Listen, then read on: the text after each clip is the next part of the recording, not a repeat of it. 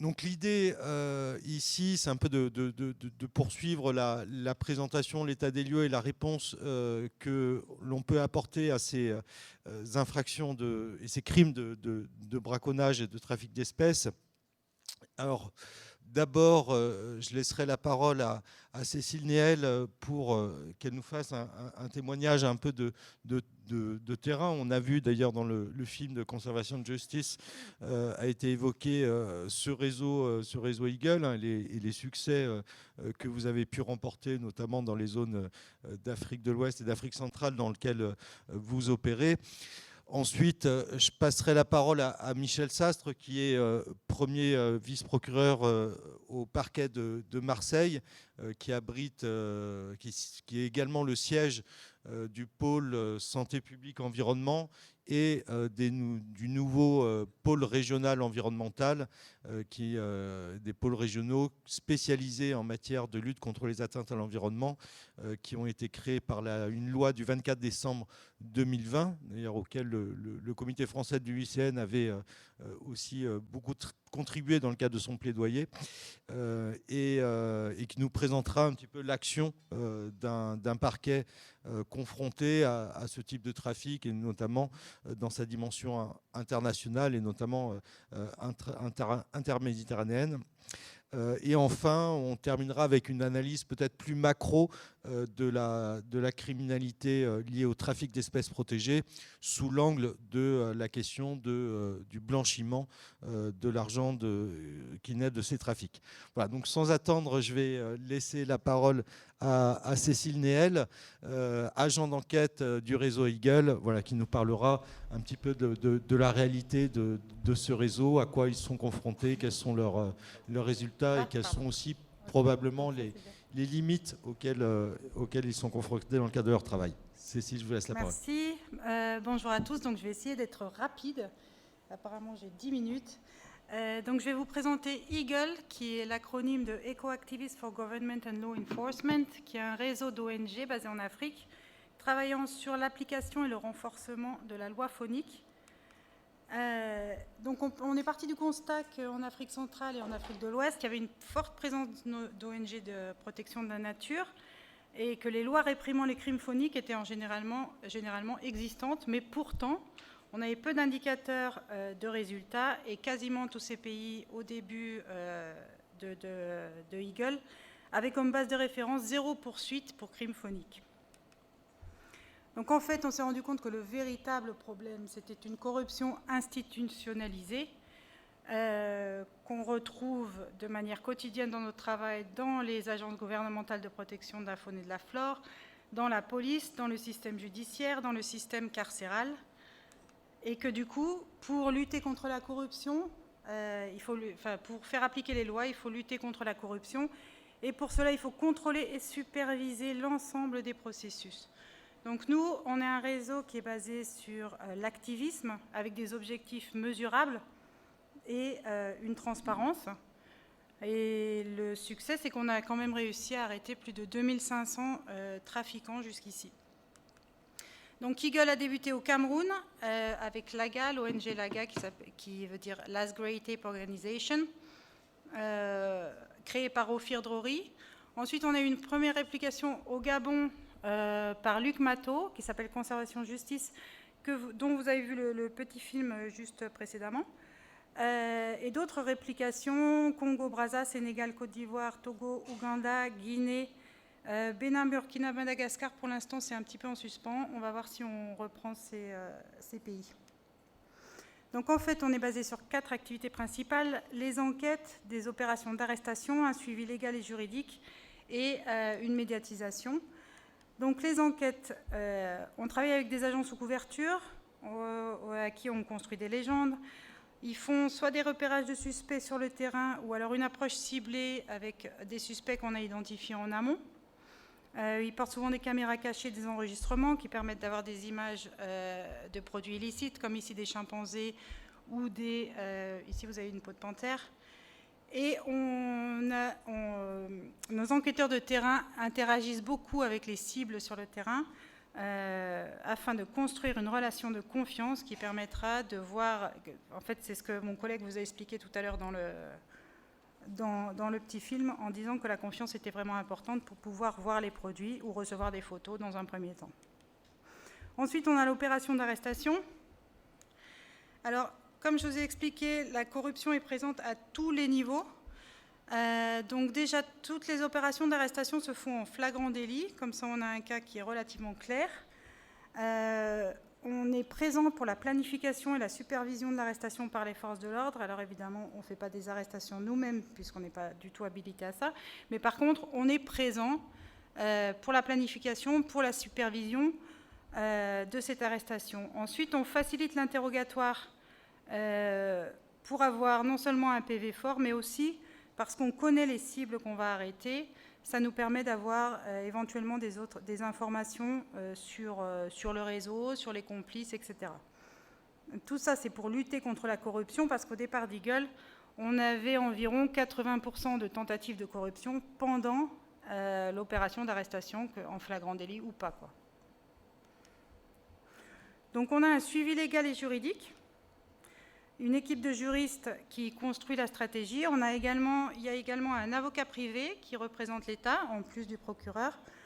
On fait un suivi très proche du dossier juridique, suivi des audiences en observation, on fait des visites de cellules en garde à vue et des visites de prison, même chose, sinon 80% des cas finissent...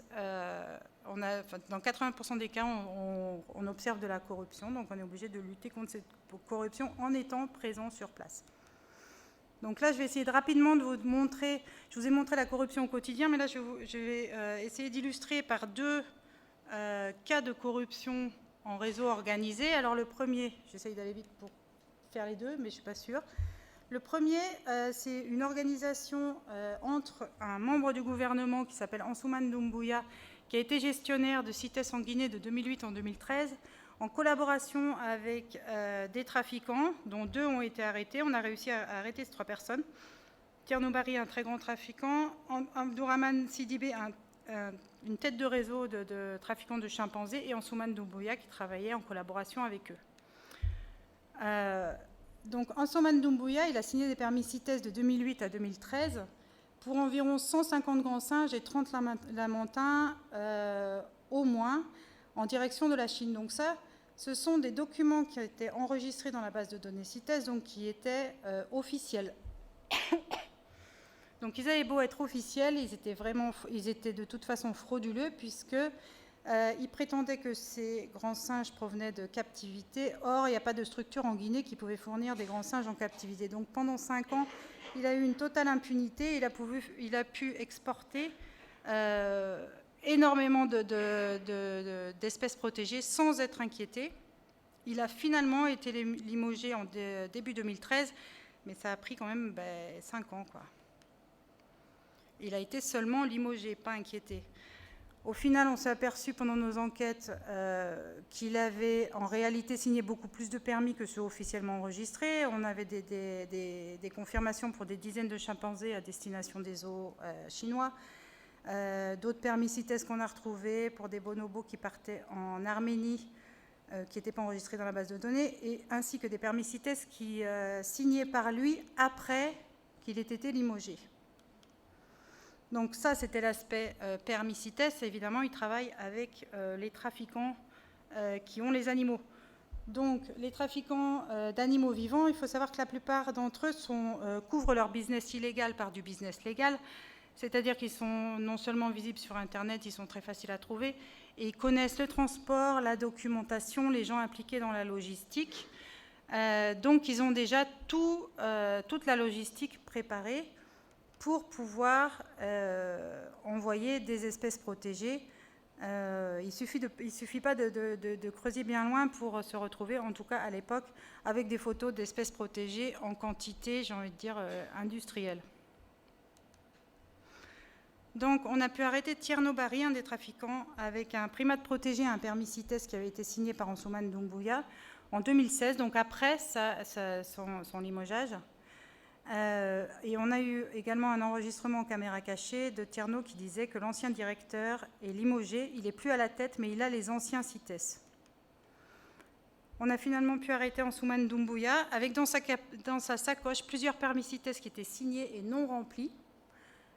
qui vendait à 5 000 $ le permis. Donc on en a eu, là c'était vraiment un réseau très bien organisé. Hein. C'est un exemple d'organisation avec une collaboration entre un agent du gouvernement et des trafiquants, une totale impunité pendant des années, et en fait il existe la même chose dans d'autres pays, puisqu'on a déjà trouvé des permis vierges de RDC par exemple. Est-ce que j'ai le temps de 2 minutes? Ok, vite. Un autre exemple différent sur les trophées, donc un exemple de corruption au Burundi, Interpol, système judiciaire. Dans le cadre de nos enquêtes, on a fait une arrestation de 2 membres d'une diaspora d'Afrique de l'Ouest avec 250 kilos d'ivoire, dont il y avait de nombreux morceaux qui étaient marqués de saisies précédentes au Burundi et donc qui avaient été remis sur le marché noir. On a eu des preuves que en fait, c'était le gouverneur de Bujumbura lui-même qui organisait cette remise sur le marché noir et qui avait même des rendez-vous avec les trafiquants. Là, par exemple, il dit qu'il a rendez-vous le 4 août avec le gouverneur de Bujumbura pour lui donner les ivoires. Donc. Je vous laisse vite fait apprécier le niveau de richesse de ce trafic. Donc, on a enquêté sur les boss.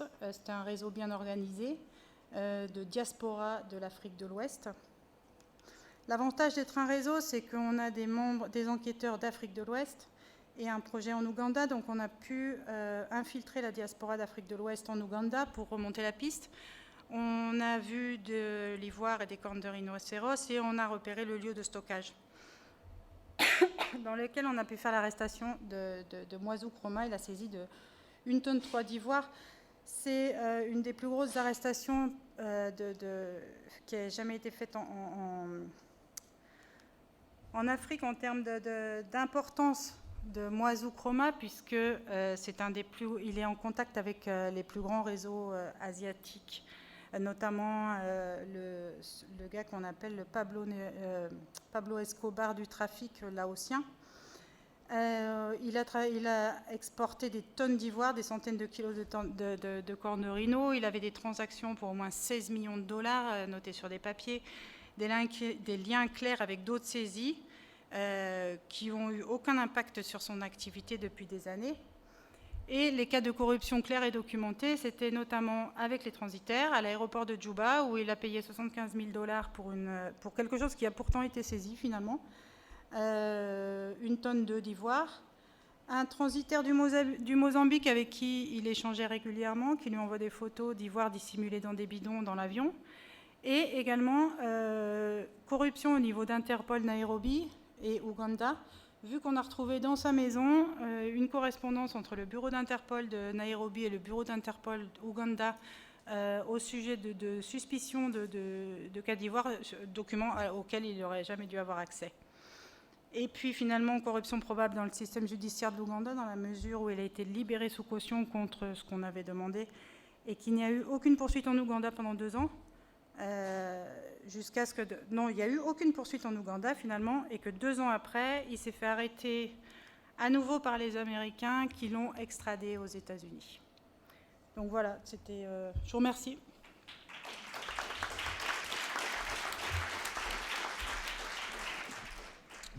Merci Cécile pour cette présentation. Alors effectivement, c'est assez édifiant sur l'ampleur aussi et les quantités qui peuvent être saisies. Cependant, et vous le savez, ce trafic n'est pas cantonné aux pays sources d'Afrique. Il y a également une réalité de trafic d'espèces protégées sur le territoire français. On parle régulièrement du trafic de civelles qui concerne toute la côte atlantique. Il y a également des trafics en Méditerranée. Et depuis quelques années, la police et la justice française se spécialisent progressivement pour mieux lutter contre les atteintes à l'environnement. On l'a vu précédemment sur le plan policier avec la présentation qui a été faite de l'OCLAESP. Sur le plan de la réponse pénale, nous avons aujourd'hui des parquets spécialisés et le plaisir d'accueillir l'un de ces magistrats spécialisés, Michel Sastre, premier vice-procureur de Marseille, qui nous parlera de la réalité et de la réponse pénale qui peuvent être apportées à ces trafics sur le territoire de sa juridiction.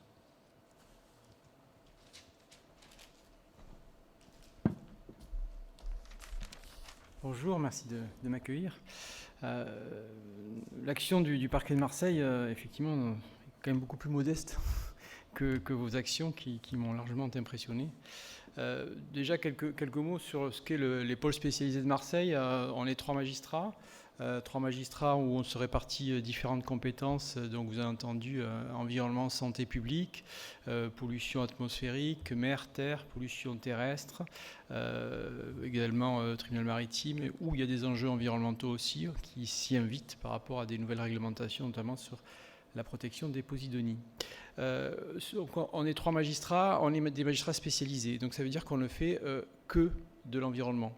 Et ça a un énorme avantage parce que nous, les affaires d'environnement, on en veut et on les attend.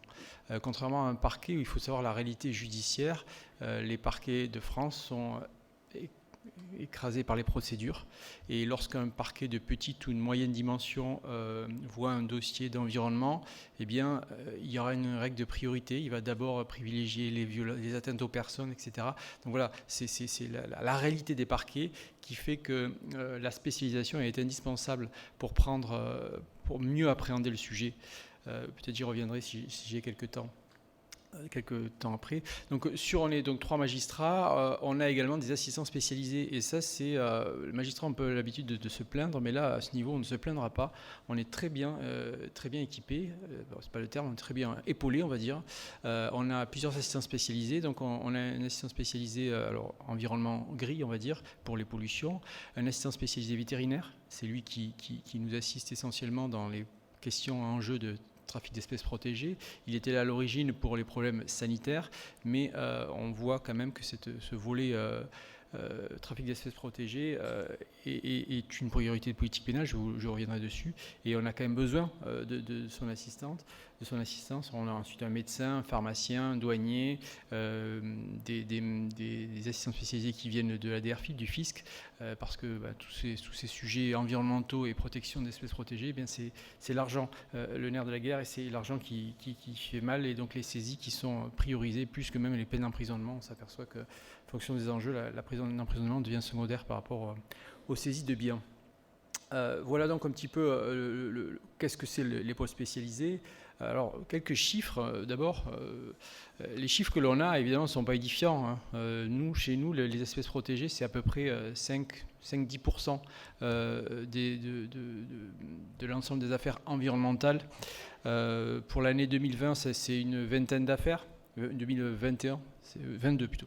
C'est une vingtaine d'affaires qui touchent essentiellement les espèces protégées de chardonneret. On a beaucoup de chardonneret parce que, vous le savez, c'est une espèce qui a disparu ou qui est en voie de disparition dans les zones, en Afrique du Nord. Et donc le trafic se reporte sur Marseille parce qu'il y a une demande. Donc on a un trafic que l'on retrouve dans les collines de Marseille avec la chasse à la glu.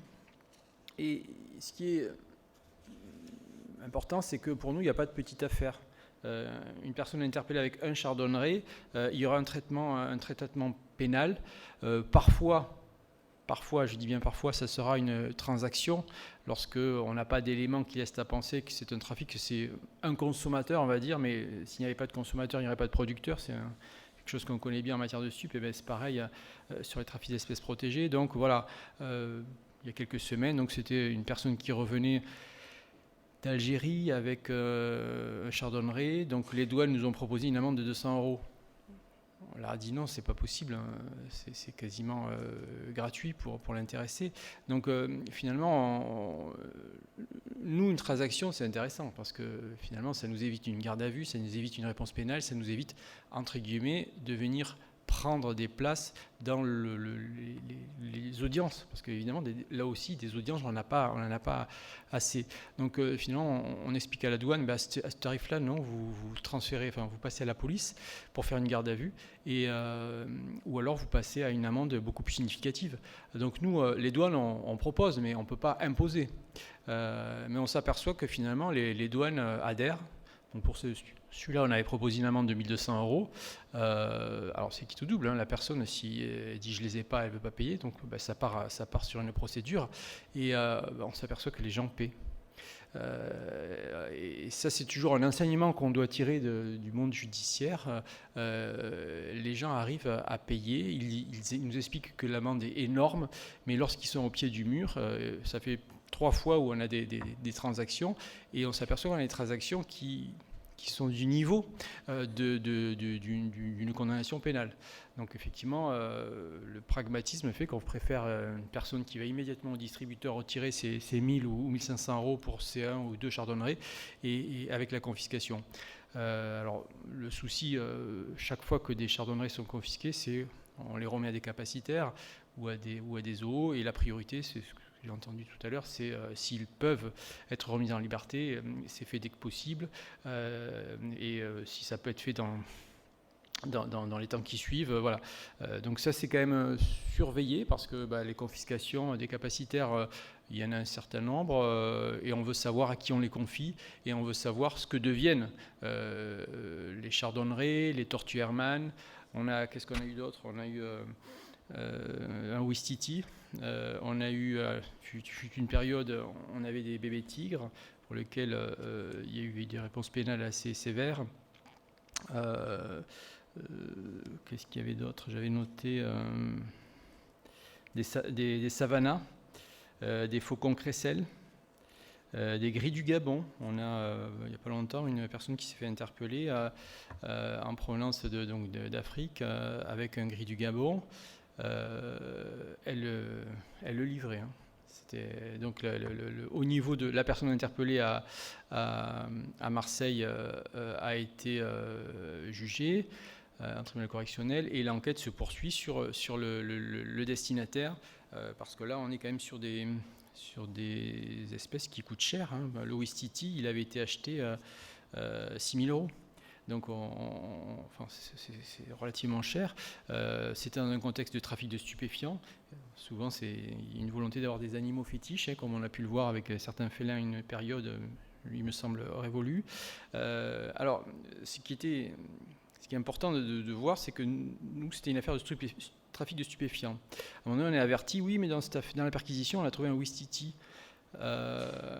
C'est mignon les ouistiti, etc. Oui, c'est mignon, mais on doit rappeler en permanence que le trafic de drogue, c'est grave, mais le trafic d'espèces protégées, ça l'est aussi. Et les magistrats doivent encore s'acculturer à ce niveau-là, parce que parfois, pour une gyrs, de voir surgir un ouistiti, ça fait presque un petit sourire. Et donc, on a besoin des assistants spécialisés qui nous font des notes, qu'on produit au juge du siège, et on a besoin des associations qui viennent se constituer partie civile, qui viennent expliquer qu'est-ce que ça représente, qui viennent donner des chiffres, qui viennent donner les conséquences sur la biodiversité. Je dis ça, mais c'est comme en matière environnementale plus large, hein, sur toutes les conséquences sur l'environnement, la biodiversité, les préjudices écologiques, etc. On en a un vrai besoin, et ça, je l'ai de retour des juges du siège. Et les juges du siège nous disent, mais les associations qui viennent, elles sont très modestes dans leurs demandes. Alors, certaines jurisprudences démontrent le contraire, mais dans les petites et moyennes affaires, on estime au parquet de Marseille que les associations ne sont pas assez présentes et devraient améliorer et encore mieux construire leurs demandes. Les juges du siège ont une écoute tout à fait attentive sur ces enjeux-là, et ils ont envie d'être convaincus de la gravité des enjeux. Et souvent, ils nous reprochent même au parquet d'amener des dossiers, mais pas assez étayés, et du coup, nous, on ne peut pas tout.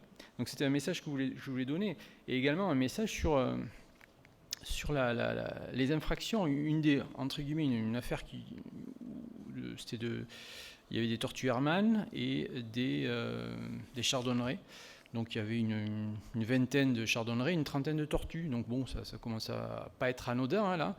Et en fait, c'est une personne, une dame qui est dans une association de protection des animaux, qui est venue une première fois, qui a fait semblant d'être intéressée, qui a dit je peux voir, etc.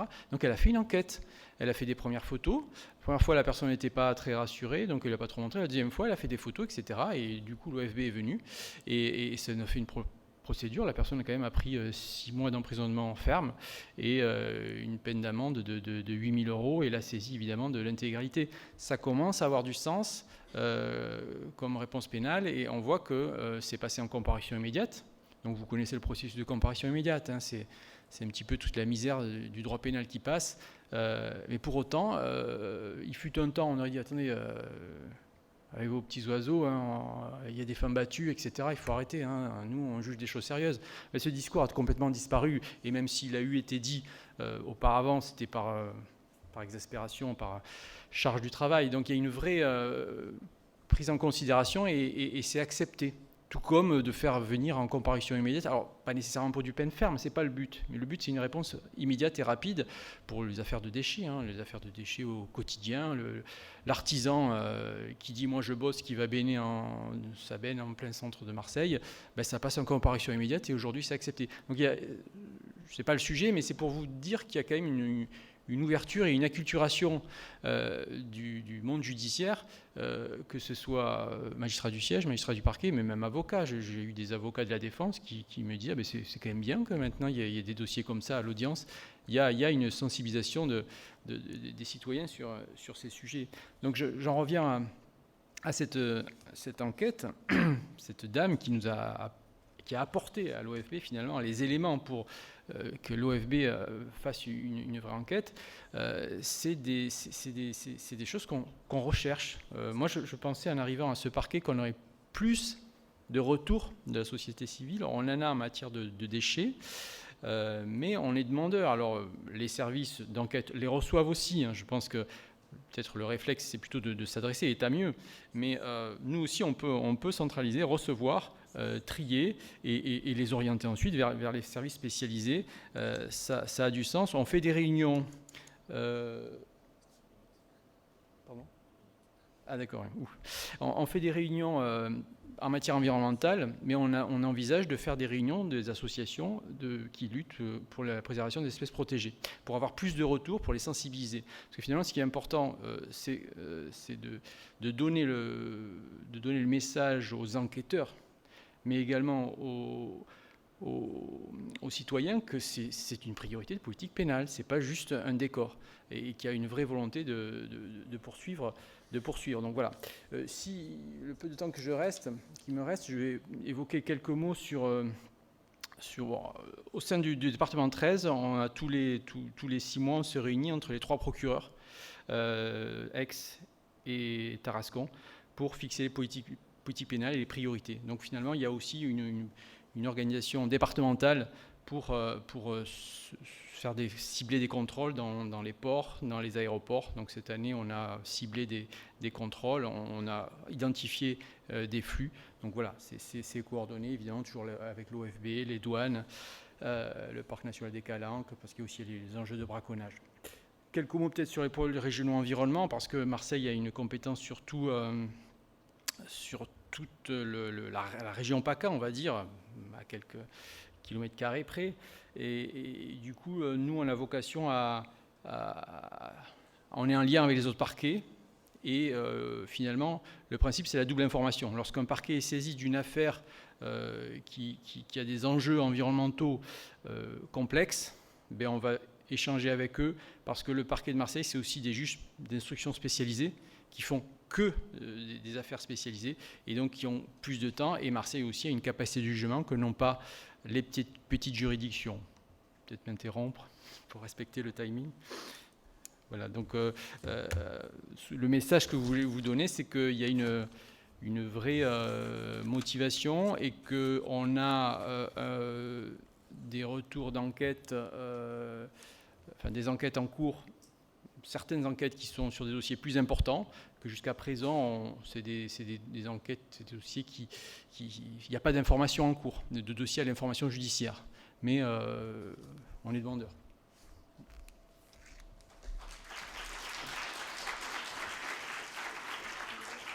Merci, merci Michel Sas. Donc on voit aussi, il y a peut-être une préfiguration du réseau Eagle aussi sur Marseille avec ce témoignage sur cette personne qui a permis le démantèlement d'un trafic. Alors ce trafic, on le sait, génère d'énormes quantités de flux financiers.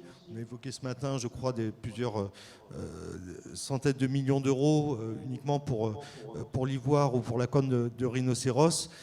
Quels sont les réseaux de blanchiment de tous ces flux financiers générés par ces trafics? Alors je vais laisser la parole à Sophia Dems, qui intervient de Vienne. Malheureusement, elle n'a pas pu se joindre à nous, mais elle est bien présente ici via Zoom.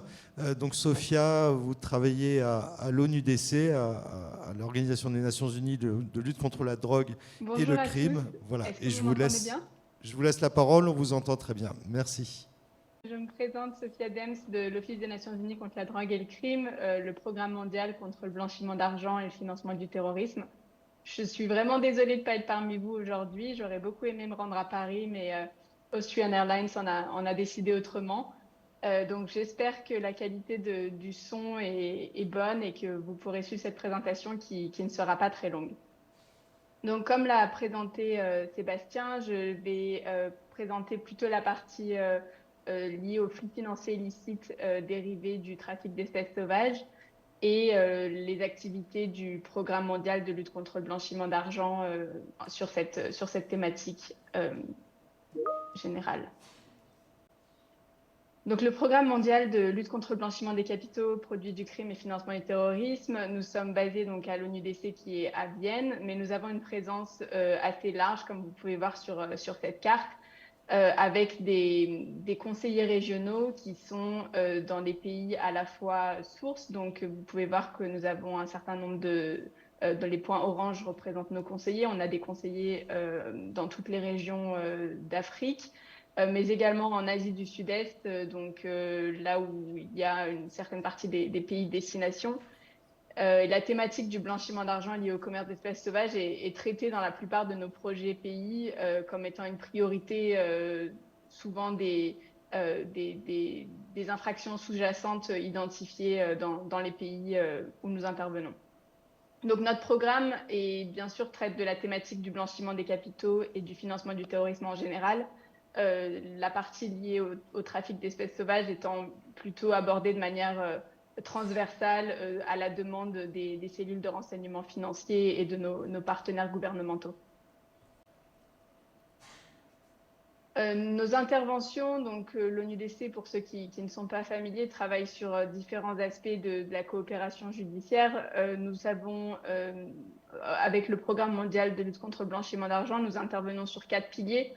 Celui de l'enquête et des poursuites pénales, la coopération internationale, donc à la fois l'entraide judiciaire en matière pénale, mais également les réseaux informels de collaboration entre les cellules de renseignement policier, de renseignement financier, et les unités de police.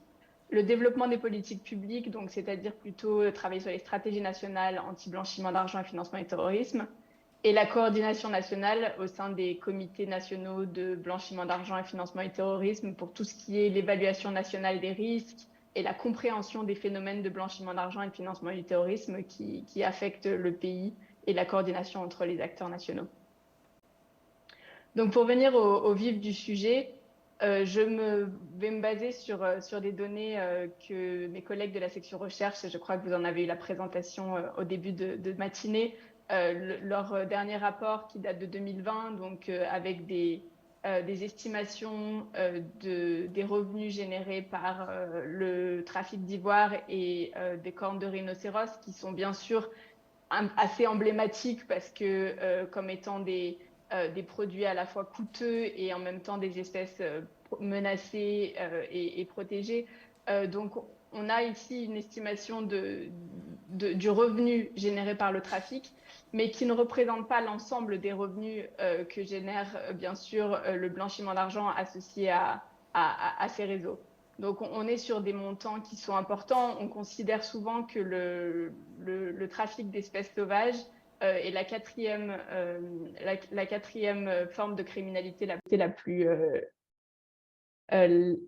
plus prolifique, avec un intérêt à la fois pour les forces d'application de la loi en matière de recouvrement des avoirs pour dissuader les criminels, puisque ces réseaux recherchent le profit avant tout, mais également des opportunités de coopération internationale, puisque ces revenus sont intégrés d'une manière ou d'une autre dans l'économie légale et représentent des opportunités à la fois de détection au niveau des banques et des institutions financières, mais aussi des opportunités de compétences en matière juridictionnelle, puisque bien que le trafic puisse avoir lieu dans un pays source avec des moyens d'enquête limités et avec une destination à un pays lointain où l'accent ne serait pas mis vraiment sur la poursuite ou la détection de cette forme de criminalité, entre ces deux pays, la marchandise transite, mais l'argent également intègre des banques internationales, l'utilisation d'applications de paiement mobile sur les téléphones portables, c'est également d'autres outils qui donnent une compétence à des pays tiers qui peuvent avoir un intérêt à la fois saisir l'argent, mais aussi collaborer avec les pays sources et les pays de destination en matière de détection des réseaux de blanchiment d'argent. Et bien sûr, les infractions de blanchiment d'argent permettent d'élargir le champ d'action des autorités de poursuite, puisque nous pouvons cibler des acteurs qui ne seraient pas en soi coupables de braconnage ou de trafic, mais qui bénéficieraient par l'assistance qu'ils apportent à blanchir les produits du crime, bénéficieraient de ces produits. Pour parler un petit peu des tendances observées en termes de flux financiers illicites, je ne vais pas aller vraiment dans la technique, mais c'est vrai qu'il y avait ce rapport du GAFI en 2020 qui a été assez bien reçu puisqu'il a permis un petit peu de remettre à plat un certain nombre de modes opératoires et notamment en termes de techniques de blanchiment d'argent concernant les produits du trafic d'espèces sauvages. Ce qu'on peut dire, c'est qu'au niveau des pays sources, très souvent, les braconniers et les personnes qui sont en charge de la chasse et de la capture d'espèces sauvages sont rémunérés sur le champ, sont rémunérés souvent en cash, souvent contractés par des réseaux mieux organisés, donc opèrent un peu comme des freelances et ne sont pas nécessairement les organisateurs, et ne sont souvent pas les organisateurs du trafic.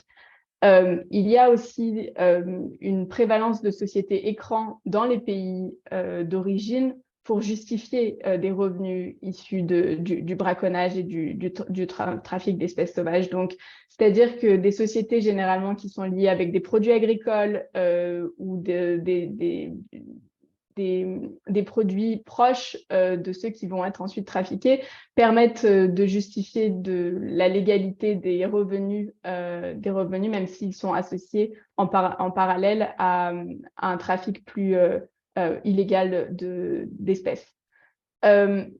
Ce qui est bien sûr prévalent, et je ne reviendrai pas beaucoup là-dessus puisque je pense que la collègue du réseau Eagle en a beaucoup parlé, c'est bien sûr la corruption et qui fait partie vraiment des indicateurs aussi de blanchiment d'argent quand des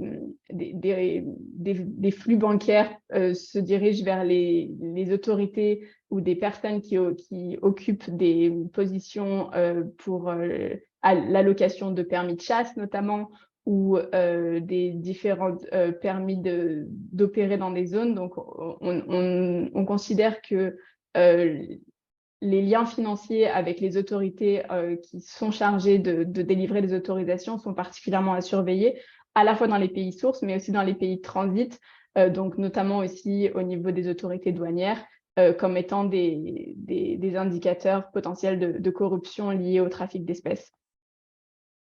Bien sûr, le nerf de la guerre, on va dire, quand il s'agit du transfert de ces produits. C'est les techniques de blanchiment basées sur le commerce et les fausses factures, donc ce qu'on appelle le trade-based money laundering, où dans un cargo d'une marchandise légale va être remplacé soit intégralement, soit en partie par une marchandise illégale. Mais surtout par un système de fausses factures, permettre le paiement de ces biens sans avoir de flux financier directement qui puisse lier le bénéficiaire final et le fournisseur de services criminels. Le rapport du GAFI a également mis en exergue le faible recours à des blanchisseurs professionnels. Donc, généralement, comme le blanchiment d'argent lié aux espèces sauvages est assez peu ciblé et n'est pas une priorité, puisque la priorité souvent concerne bien plus le trafic de drogue et d'autres formes de criminalité, il y a un assez faible recours à ce qu'on appelle les blanchisseurs professionnels. C'est-à-dire, finalement, il y a bien qu'il y a des sociétés écrans et une certaine forme de camouflage, il y a peu de nécessité de recourir à des services de professionnels qui sont très onéreux pour dissimuler l'argent à travers des structures complexes. Par contre, il a été démontré qu'à l'inverse, c'est un trafic qui nécessite des coûts importants opérationnels. Donc, c'est-à-dire qu'il faut rémunérer à la fois les braconniers, mais il faut également rémunérer le transport. Au niveau local, il y a une certaine logistique qui est nécessaire, ce qui fait qu'une bonne partie des flux générés par le trafic doivent revenir au pays source pour pouvoir générer davantage de marchandises illégales. Au niveau de l'application de la loi et en général de l'infraction de blanchiment d'argent, c'est vrai que les États ont assez peu généralement le blanchiment d'argent lié aux espèces naturelles comme leur priorité dans les risques identifiés de blanchiment d'argent. Donc, la plupart des infractions sous-jacentes qui sont mises en exergue sont celles liées au trafic de drogue, ou la traite des personnes, ou encore les financements du terrorisme pour les lieux de conflit. Le trafic d'espèces sauvages commence à être perçu dans les pays sources, puisque eux sont confrontés aux phénomènes de violence et aux phénomènes de criminalité, puisque ça a lieu sur leur territoire, ont tendance à identifier le blanchiment d'argent lié à ce trafic-là comme une priorité. Mais c'est très peu le cas des pays de transit, des pays européens en général, et des pays de destination qui, eux, ont tendance à sous-estimer le risque de blanchiment d'argent dans leur évaluation nationale des secteurs. Par ailleurs, une autre tendance qui est que la majorité des affaires criminelles commencent et se terminent par une saisie douanière, c'est-à-dire que finalement, la priorité va être l'interception, surtout si on parle d'espèces vivantes, et ensuite la protection de ces espèces-là.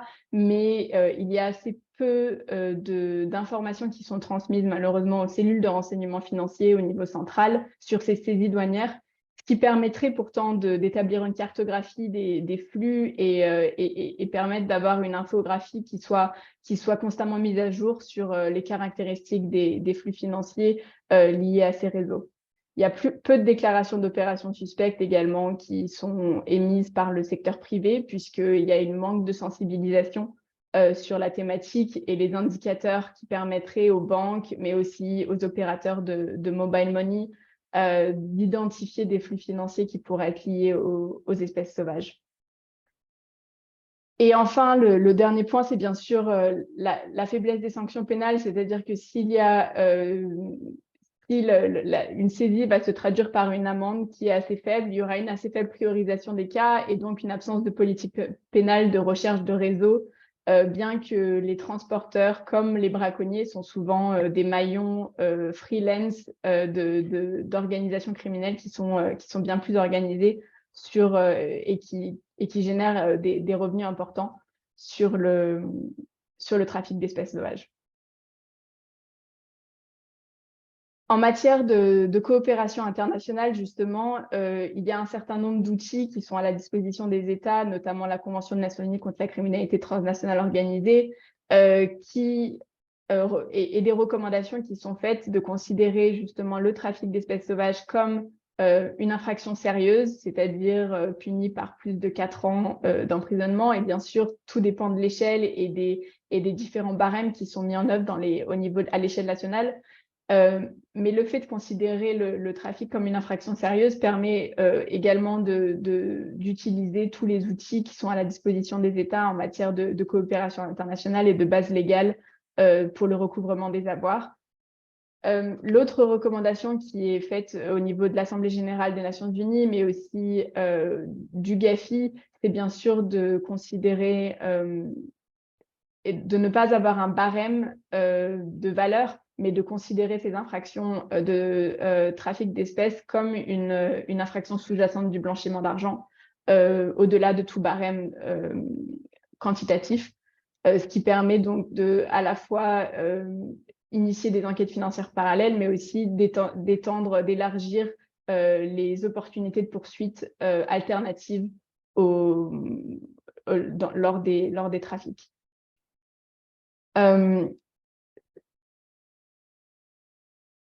L'appui de l'ONUDC aux pays d'origine, de transit et de destination, et en fait, par là, je voudrais surtout aussi parler des recommandations qu'on peut faire. Bien sûr, une assistance législative à la fois dans les pays sources et de destination, mais aussi dans les pays qui se considèrent comme peu touchés par cette forme de criminalité, pour donc intégrer le trafic d'espèces sauvages comme une infraction sous-jacente de blanchiment d'argent. L'appui à l'évaluation nationale des risques, puisque une compréhension des risques, ça fait partie des recommandations du GAFI qui est essentielle pour identifier quels sont les secteurs qui pourraient être utilisés par les criminels pour blanchir l'argent du trafic d'espèces sauvages. L'appui à des développements de stratégies financières, voire de sanctions administratives. Certains pays commencent à pratiquer des sanctions contre des entreprises qui participent au blanchiment d'argent du trafic d'espèces sauvages, et c'est quelque chose qui se développe de plus en plus, notamment avec les États-Unis et le système de sanctions OFAC qui peuvent s'appliquer aussi aux violations, aux atteintes à l'environnement. Mais un point qui est essentiel sur la thématique financière, c'est les partenariats publics-privés avec les banques, avec les services de transfert de fonds et de valeurs, les opérateurs de mobile money, qui, eux, peuvent vraiment avoir un rôle déterminant à jouer dans l'identification des transactions suspectes et dans la détection finalement de potentielles opérations de blanchiment liées au trafic d'espèces sauvages. Nous organisons des dialogues généralement avec le secteur privé en partenariat avec la société civile, puisqu'on considère que c'est seule la collaboration entre le secteur public, les autorités d'enquête, le secteur privé et la société civile permettent vraiment de mettre à jour des modes opératoires et des tendances qui peuvent ensuite informer l'analyse qui est faite par les services de conformité des banques et des services de transfert de fonds. Et exploiter bien sûr les nouvelles opportunités d'enquête à la fois par les réseaux sociaux, mais aussi le commerce en ligne, puisque de plus en plus ces espèces sont vendues sur des réseaux sociaux ou sur à l'aide de... On a assez peu vu encore, mais c'est quelque chose qui va définitivement devenir la norme à l'aide de monnaie virtuelle. Ça présente également des nouvelles opportunités d'enquête puisque ça laisse des traces et ça permet une traçabilité des flux financiers pour saisir ensuite les revenus du crime. Bien sûr, l'implication des cellules de renseignement financier dans les opérations policières et douanières sur la thématique pour qu'il y ait une analyse stratégique qui soit faite pour permettre d'informer sur les flux financiers et les routes prises par les trafiquants. Et enfin, la coopération internationale, à la fois à travers le renforcement des réseaux informels existants. Donc nous, à l'ONUDC, nous travaillons particulièrement avec ARINSA et ARINOA, qui sont les réseaux de recouvrement des avoirs de l'Afrique du Sud et de l'Afrique de l'Ouest, et qui offrent aussi des interlocuteurs pour d'autres réseaux, comme le réseau CARIN en Europe, des interlocuteurs quand il s'agit d'échanger de l'information sur le recouvrement potentiel d'avoirs sur les réseaux criminels qui opèrent dans les pays et permettre d'avoir une conversation en amont de l'entraide judiciaire en matière pénale. Et enfin, bien sûr, permettre à travers nous animons des réseaux de professionnels qui se réunissent souvent à Vienne pour discuter des techniques et des tendances de l'évolution des différents hubs de blanchiment d'argent et l'utilisation de blanchisseurs professionnels. Je vous disais tout à l'heure que c'était encore assez peu répandu dans ce type de criminalité. Néanmoins, le fait de comprendre mieux quels sont les nouveaux centres névralgiques, par exemple, de l'utilisation des hawala en Europe, permet aussi d'éclairer sur les potentiels circuits de blanchiment qui seraient utilisés dans le domaine de la criminalité environnementale. Je vais m'arrêter là et je suis ravie de prendre vos questions s'il y en a. Merci.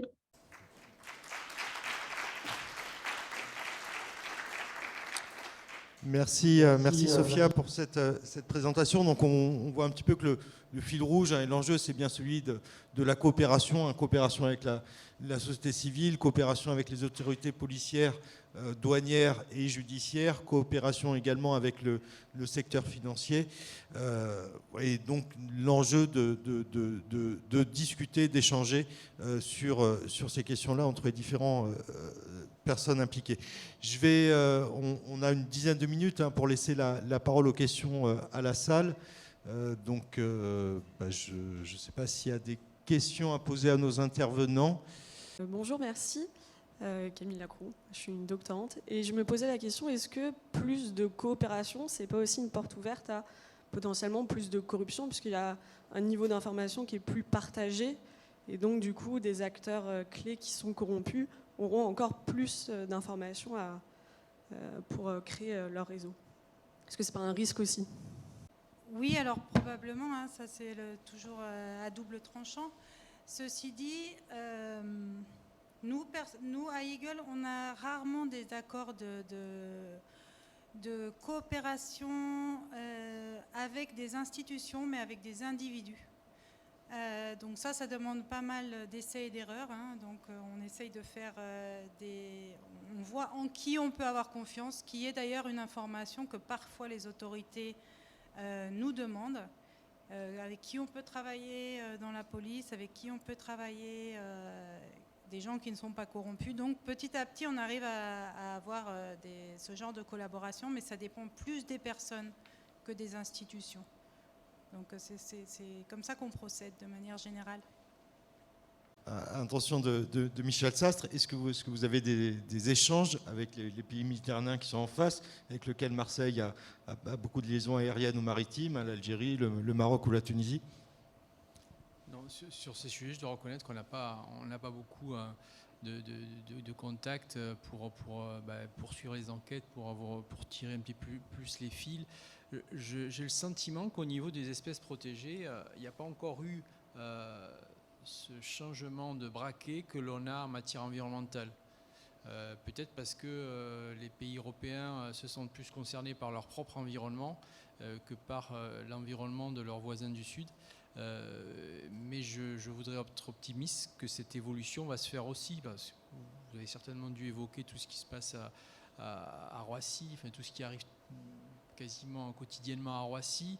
Le traitement judiciaire de ces affaires n'est pas à la hauteur des enjeux que ça représente. Les juridictions concernées et compétentes en sont tout à fait conscientes. C'est pas, une fois de plus, c'est pas parce que les magistrats, les procureurs estiment que c'est pas important. C'est qu'une fois de plus, dans leur agenda de priorité, dans leur capacité de traitement, ils sont exsangues. C'est pas très optimiste ce que je dis. Après, on entend qu'il y a quand même une vraie conscience que les effectifs sont en voie d'augmenter. Enfin, les signaux sont quand même très positifs. Les promotions de l'école de magistrature n'ont jamais été aussi importantes. Donc, effectivement, plus il y aura de magistrats, plus ces affaires seront traitées. C'est tout simplement ça. C'est pas une absence de volonté politique. Et derrière, effectivement, on voit la montée en puissance des services spécialisés, des offices centraux. Les choses quand même avancent. Lorsqu'on regarde certains offices centraux il y a quelques années et maintenant, lorsqu'on regarde leur carnet leur portefeuille d'enquête, les choses évoluent. Mais je n'ai pas nécessairement un message optimiste. Il y a une prise de conscience peut-être européenne, mais sur le plan judiciaire, j'ai le sentiment qu'à Marseille, on n'en fait vraiment pas assez. On est dans l'amateurisme. C'est un peu cru ce que je dis, hein, mais on doit changer de braquet, et c'est une volonté, hein, parce que j'ai le sentiment qu'on est un peu naïf, hein, lorsque on a une personne qui vient. Parce que le profil finalement des délinquants que l'on a, c'est pas le profil du délinquant qu'on a habituellement. C'est des gens qui sont presque coopératifs, etc., qui vont inventer une histoire qui peut parfois sonner bien. Ce perroquet, on l'a depuis 15 ans dans la famille, monsieur, écoutez, il connaît notre nom, ne nous confisquez pas. Mais alors que souvent, c'est pas du tout ça. Enfin, je caricature un petit peu, mais pour l'appréhension de ces sujets, et c'est sortir de la naïveté. Je parle des marges de progression qu'on a, en fait. Hein. Sortir de notre naïveté, c'est avoir de l'information, et je pense que c'est plus être en prise avec les opérateurs ici présents déjà. Hein. Je pense qu'il y a vraiment un effort d'information, et également avoir les retours d'analyse de la menace des offices centraux qui nous aident à éclairer nos décisions. Ça aussi, c'est fondamental. Bonjour à tous, Arnaud Goussens, directeur associé des politiques européennes pour la Wildlife Conservation Society, WCS. Donc pour ceux qui ne nous connaissent pas, on est une ONG globale de conservation avec plus de 4000 personnes dans le monde entier, dans 60 pays. Et on a plus de 200 staff qui travaillent contre le trafic d'animaux sauvages dans 30 pays. J'ai 2 commentaires, plutôt pistes de réflexion plutôt que des questions. Bien sûr, appliquer la loi, c'est assez important. Mais comme l'a dit mon collègue Sébastien de l'ONG Noé, c'est très important aussi de travailler avec les communautés locales et en fait de les transformer en acteurs et en champions de conservation. Parce que de notre expérience, ce qu'on a vu, c'est que quand des braconniers sont sanctionnés et arrêtés et mis en prison, d'autres personnes vont prendre leur place, des membres de leur famille ou de leur communauté. Et pour cette raison, en fait, nous travaillons maintenant avec des chercheurs universitaires du monde entier, avec des experts en sciences criminelles, en criminologie, en sciences comportementales, pour créer des actions qui visent en fait à prévenir ces crimes avant qu'ils n'arrivent. Et donc on travaille avec ces braconniers, avec ces communautés locales pour vraiment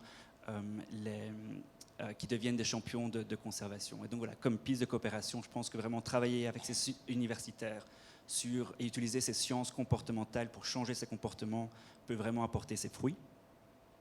Et ensuite, en deuxième commentaire, il y a eu pas mal de liens entre le trafic d'animaux sauvages et les enjeux économiques, qui sont bien entendu très importants.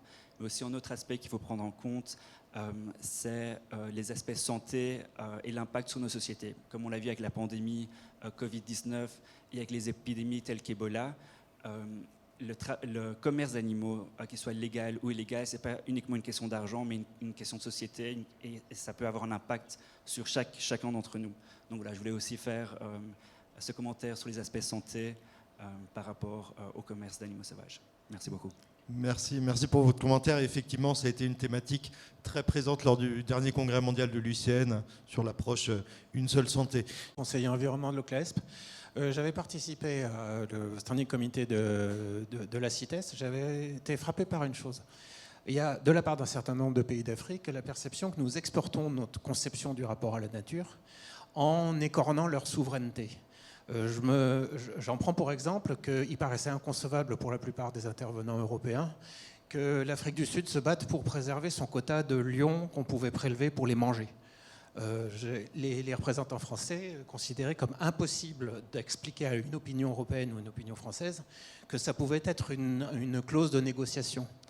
Et c'est un petit peu comme si un des obstacles parfois pour l'efficacité d'établir les lois chez eux et d'avoir la coopération, c'était qu'on a une forme d'extraterritorialisation de notre approche de la nature, aux dépens parfois d'une marchandisation de la nature qui parfois, dans le cas des rhinocéros en Zambie ou au Zimbabwe, je crois, leur paraît comme un moyen d'avoir les sous pour préserver ces populations ou préserver des fonctionnements communautaires comme ceux qui sous-tendent, c'est pas franchement du trafic, c'est du communautarisme qui sous-tend le trafic de viande de brousse, et qu'on a du mal à traiter avec cette perception-là par rapport à nos propres nos propres opinions publiques, qui ne peuvent pas composer sur le plan éthique avec le fait de marchandiser de la faune sauvage une fois que c'est posé comme tel.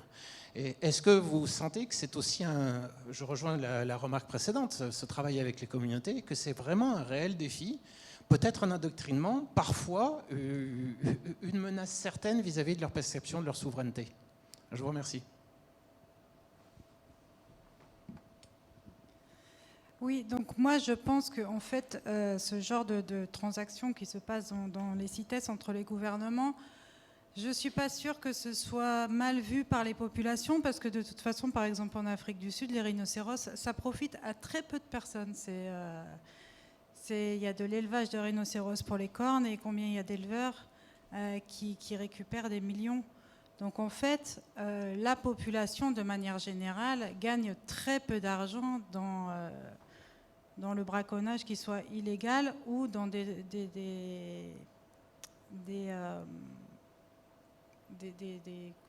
trucs organisés, quoi, qui permettent de récupérer de l'argent légalement. Je ne pense pas que la population locale serait fortement impactée de toute façon. Je pense simplement que certains s'enrichissent dessus. Michel Sastre, sur peut-être le braconnage, parce qu'il y a aussi un braconnage national. Il y a des espèces qui sont présentes ici, qui sont braconnées ici et qui sont consommées ici. Voilà, je pense aux poissons, aux bouquetins, enfin d'autres espèces protégées.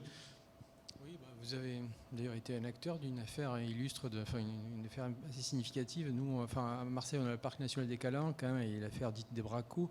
C'était une affaire donc des pêcheurs amateurs vont braconner. En fait, ils vont se servir dans le vivier, le parc national des Calanques, et effectivement, ils approvisionnent les restaurateurs qui n'ont aucun scrupule à acheter ces poissons parce que c'est des poissons à forte valeur ajoutée et qui n'arrivent pas à se fournir sur le marché légal. Il y a même des restaurants illustres à Marseille, Paseda par exemple, qui achetaient pour 50 000 € de poissons sans se poser la question d'où ils venaient. Donc ils ont été condamnés pour ça. Donc il y a une véritable volonté. Donc là, on est toujours, il y a des affaires en cours et il y a une coopération entre le parc national des Calanques, la gendarmerie et l'OFB pour essayer d'identifier, cibler, traquer. Il faut passer sur des techniques spéciales d'enquête. Il faut qu'il y ait des éléments qui permettent de penser que c'est de la bande organisée, parce que sinon on ne peut rien, observer la mer, on n'arrivera à rien. On a ça, mais aussi, moi, certains pêcheurs professionnels, j'appellerais ça des braconniers, lorsqu'ils vont chaluter dans des zones de pêche interdites, c'est du braconnage et on le traite comme tel et on le passe à l'audience avec des réquisitions très fortes d'interdiction professionnelle, parce qu'on a des vraies problématiques sur ça. Chacun est dans son métier, on n'a pas le sentiment de travailler dans le même sens que les affaires maritimes. Voilà, c'est ça, on voit qu'ils ont d'autres considérations qui ne sont pas politiques, et c'est ce qui fait de bien qu'il y a la séparation des pouvoirs. Nous, on est sur l'application de la loi et la protection de la biodiversité. La gestion de la pêche, il y a beaucoup de considérations politiques. Merci. Donc je pense que c'est important, voilà, pour terminer aussi cette table ronde, de porter ce message. Le braconnage n'est pas qu'une question africaine ou des pays du Sud global, c'est aussi une question qui nous intéresse de premier plan, puisqu'il y a aussi des braconniers en France. Pour les pistes de coopération, les recommandations, etc., et les pistes d'amélioration, je vous renvoie également au rapport qui a été publié par le comité français de l'UICN, qui contient toute une série de recommandations extrêmement pratiques, à la fois d'évolution de la loi, de renforcement des moyens, d'évolution, des renforcement des coopérations, notamment avec les compagnies aériennes. Donc vous pouvez le retrouver. Il est disponible en ligne, librement accessible sur le site du comité français de l'UICN.